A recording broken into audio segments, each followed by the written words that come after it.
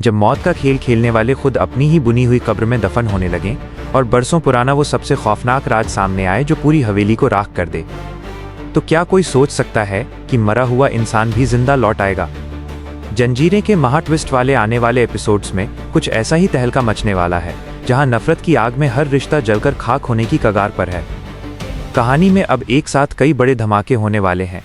ज़फ़रान के आदमियों से जैसे ही तोरसम को पता चलता है कि राबिया अब सरबुलंद की हवेली में है, वो उसे किडनैप करने के लिए पिस्तौल ताने हवेली में घुस जाता है।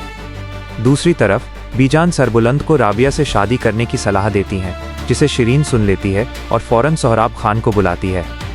लेकिन इस बार सोहराब का काल उसकी खुद की पत्नी नूर बनकर उसका पीछा करती है। नूर अपनी आंखों से सोहराब और शिरीन को गले लगते देखती है, जहां एक बहुत बड़ा सच उजागर होता है। सोहराब कबूल करता है कि शेरबानो को जब गोली लगी थी तो उसने उसे मरा हुआ समझकर जंगल की एक बुढ़िया के पास इलाज के लिए छोड़ दिया था। नूर बिना देर किए सरबुलंद को बता देती है कि शेरबानो जिंदा है। ये सुनते ही सरबुलंद के पैरों तले ज़मीन खिसक जाती है। अगर आप हमारे चैनल पर नए हैं तो हमारे चैनल को सब्सक्राइब करें, ताकि कहानी के ऐसे ही धमाकेदार और रोमांचक मोड़ आपको सबसे पहले मिलते रहें। अब शुरू होता है मौत और बदले का असली खेल।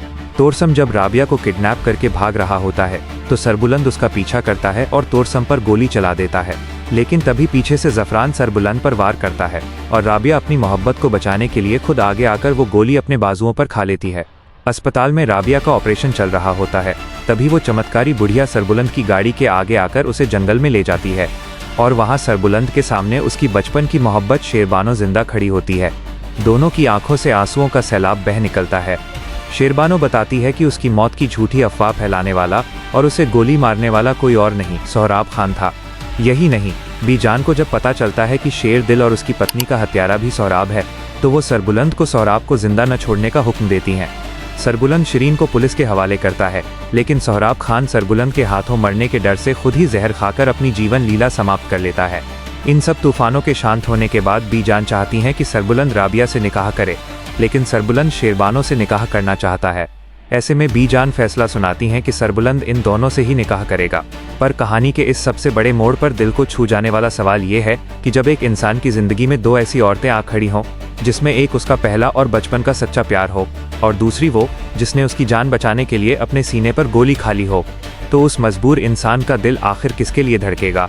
क्या एक दिल को दो बराबर हिस्सों में बांटकर दोनों को वो मुकम्मल और सच्चा प्यार दिया जा सकता है जिसकी वो हकदार हैं, या फिर किसी एक मासूम का दिल टूटना अभी भी बाकी है?